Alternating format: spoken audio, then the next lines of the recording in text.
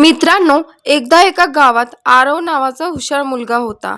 गावात एक जुना किल्लाही होता. आरव त्या किल्ल्याजवळ आला. त्याच्या दारावर लिहिलं होतं, कोड नंबर 1. तर ती कोडी आहे, मी बोलत नाही, पण सगळ्यांना उत्तर देतो. मी चालत नाही, जगभर फिरतो. आरव विचारात पडला. थोडा विचार केल्यावर तो हसला आणि म्हणाला, प्रतिध्वनी. दार उघडलं. आत दुसरं कोडं होतं, कोड नंबर 2.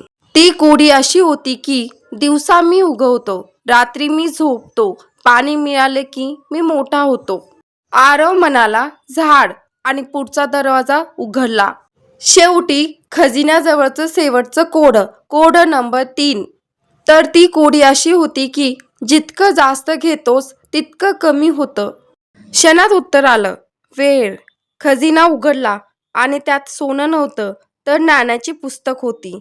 आरव हुशार होता. त्याला समजलं, खरा खजिना सोनं नाही तर बुद्धी आहे. मित्रांनो, तुम्हाला एक कोड्यांची कथा कशी वाटली सांगायला विसरू नका.